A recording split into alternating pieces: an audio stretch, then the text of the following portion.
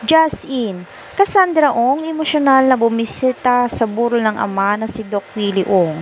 Nag-iyakan.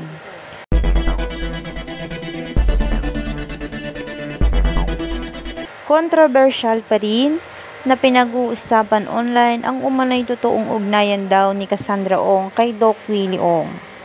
Naging mainit ang mga tanong kay Cassandra Ong lalo na nang matanong ito ng tungkol sa mga pinagmula ng kanyang mga magulang.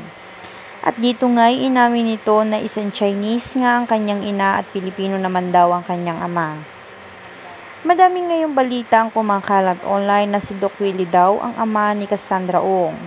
Dahil na rin sa pagkakapareho ng last name ng mga ito. Sa isang pagdinig sa Senate hearing, inamin din ni Cassandra kung ano nga ba ang koneksyon nito kay Willie Ong. Ikinagulat ng lahat ang mga naging revelasyon nito. Yes po, ama ko nga po si Willie Ong. Anak po ako sa ibang babae ni Doc Willie Ong. Lately ko lang din po nalaman dahil itinago po ng mami ko ang buong katotohanan sa akin. Maluhaluhang pag-amin ni Cassandra. Makikita raw sa mga mata ni Cassandra ang pangungulila sa ama, sabik na may yakap ang totoong ama.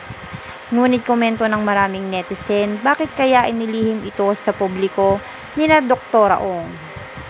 Ayon naman sa mga aming nakalap na impormasyon ay nasa married life na raw noong mga panahong iyon si Doc Willie kay Doc Lisa. At nang magtungo ito sa ibang bansa ay dito niya nakilala ang ina ni Cassandra na isang Chinese. Naging malapit daw ang loob ng mga ito sa isa't isa hanggang sa nagkapalagayan ng loob at nabuo si Cassandra. Ngunit inilihim ito ni Dr. Ong dahil sa kapangkanan na rin ang kanyang pangalan. At dahil married life na rin ito kay Doc Lisa noong mga panahong iyon.